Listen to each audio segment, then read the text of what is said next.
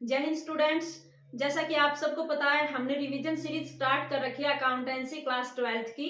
उसमें हम पहला जो पोर्शन है हमारा पार्ट ए पार्टनरशिप वाला, उसको हम कंप्लीट कर रहे हैं। तो आज हम उसका चैप्टर शुरू कर रहे हैं, रिटायरमेंट ऑफ पार्टनर्स वाला।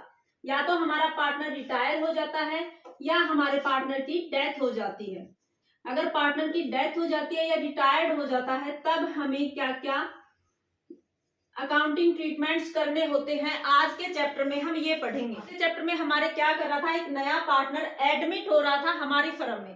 तो एक बार थोड़ा सा उसको रिवाइज करके देखते हैं कि जब नया पार्टनर हमारा एडमिट होता था तो हम क्या करते थे। हमारा जो नया पार्टनर है वो हमारी फर्म में शामिल होकर हमारे जितने भी प्रॉफिट बनेंगे इन फ्यूचर हमारे जितने भी प्रॉफिट होंगे उनमें ये अपना शेयर लेगा। और इसके बदले में ये नया पार्टनर, एडमिट होने वाला पार्टनर क्या कर रहा था, अपने पुराने जो पार्टनर हैं हमारे, उनको गुडविल का हिस्सा पे कर रहा था।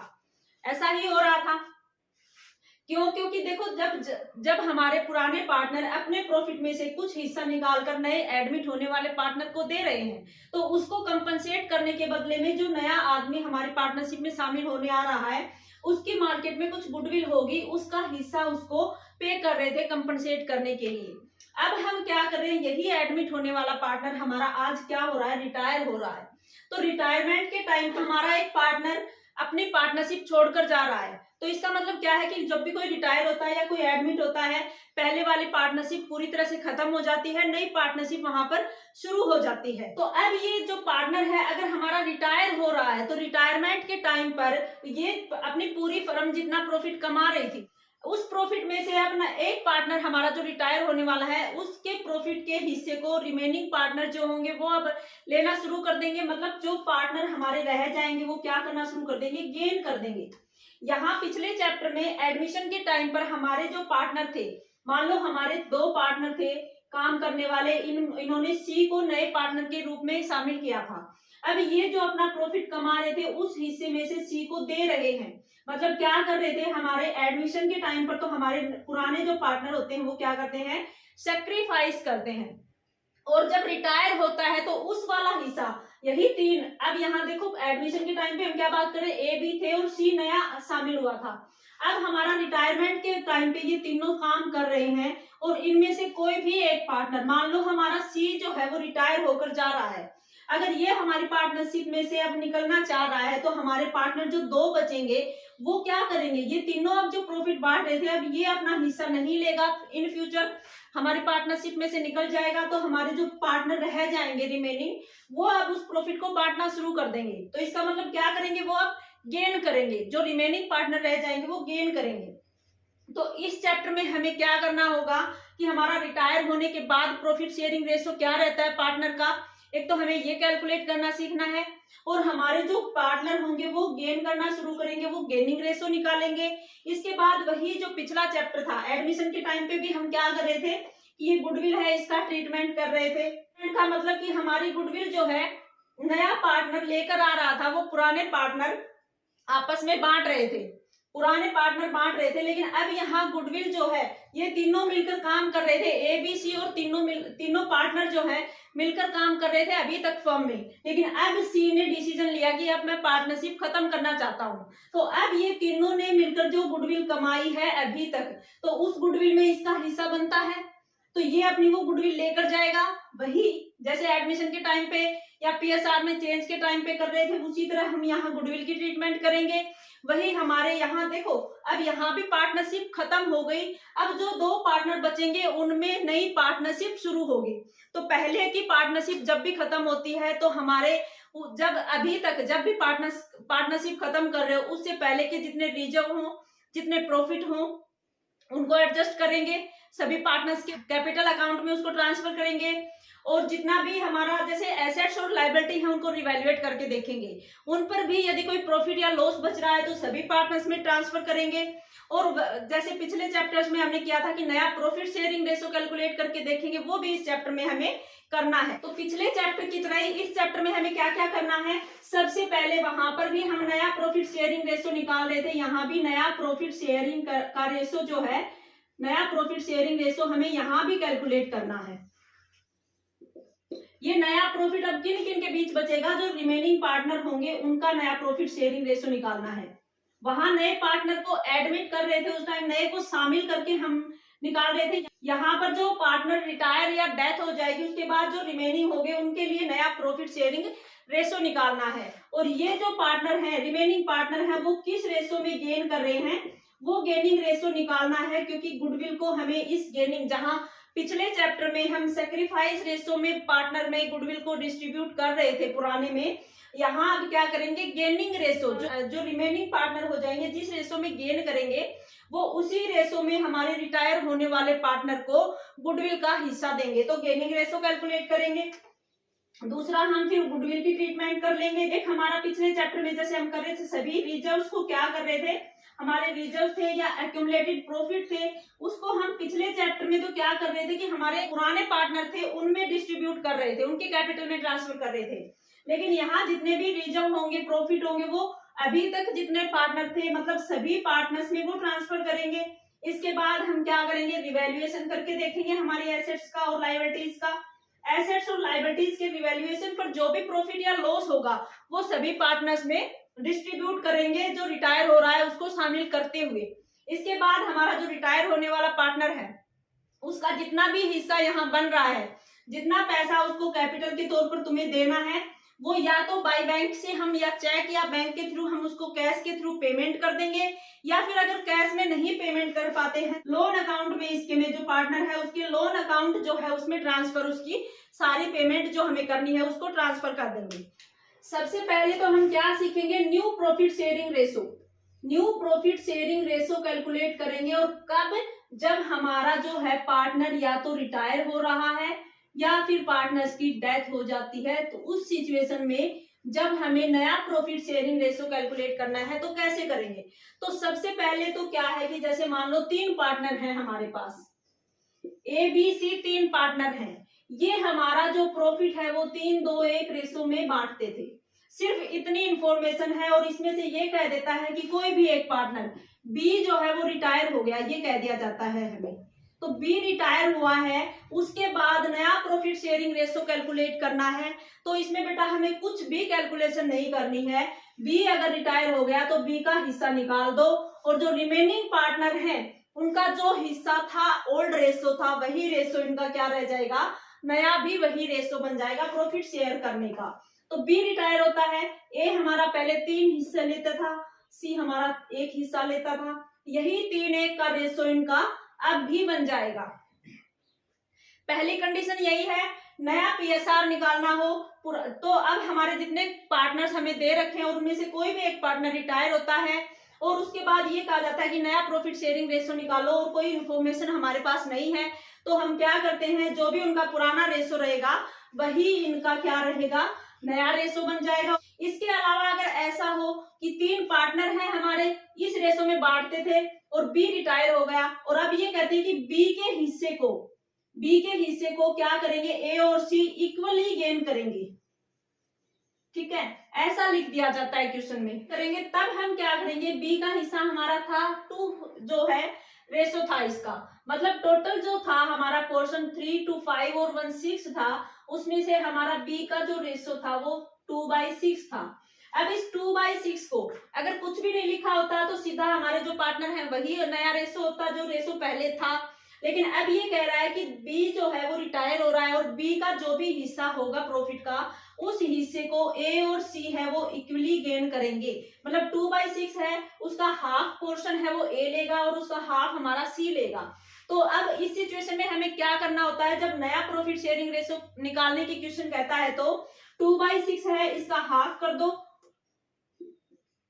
1/6 तो हमारा ये ए लेगा और 1/6 हमारा सी लेगा। तो ए जो है इसका पहले हिस्सा 3/6 था, इसमें से 1/6 और ऐड कर दो, और हमारा सी है इसका 1/6 तो पहले था, 1/6 अब बी वाले हिस्से से ले लिया, इसको ऐड कर दो, कितना आ रहा है 4/6 और 2/6। मतलब इनका नया रेशो क्या हो गया 4/6 और 2/6,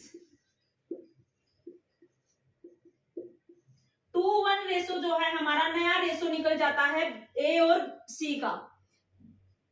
इसकी बजाय अगर ऐसा भी आ जाए, यहाँ तो क्या कह रहा है, बी का हिस्सा था उसको इक्वल लिया जा रहा है, लेकिन यहाँ कोई और रेशो भी अगर दे रखा है, अगर हमें ये कह दिया जाए बी जो रिटायर हो रहा है उसके हिस्से को ए और सी है ना वो इक्वल नहीं देंगे, कोई स्पेशल रेशो दे दिया जाता है कि बी अगर रिटायर हो रहा है तो उसके हिस्से को ए और सी 2:1 रेशो में प्राप्त करेंगे, ये कह दिया जाए, कुछ भी स्पेसिफिक रेशो दे दिया जाए आपको, तब हमें क्या करना पड़ेगा, रिटायर होने वाला पार्टनर है उसका जो पोर्शन है 2/6 है, इसका हम क्या कर रहे हैं कि 2:1 रेशो में ए और सी लेना शुरू कर देंगे। हमारे ए और सी का पोर्शन अभी तक तो क्या है 3/6, 1/6 है, इसमें कुछ पोर्शन और ऐड होगा, कौन सा होगा, जो बी छोड़ रहा है वो पोर्शन होगा। और लेकिन अब की बार ये गेन इक्वल नहीं कर रहे हैं जैसे हमने पीछे किया, अब की बार ये गेन इस रेशो में करेंगे, मतलब ए इतना, ए जो है टोटल हिस्सा जितना भी बी का होगा उसका 2 रेशो लेगा और सी 1 हिस्सा लेगा, तो बी का हमारा हिस्सा 2/6 है, इसका ए कितना लेगा 2/3 लेगा, कैलकुलेट कर लेते हैं, 4/18 तो हमारा ए लेगा और 2/6 है, इसका 1/3 जो 1/3 है वो हमारा सी लेगा, 2/18 जो है सी लेगा।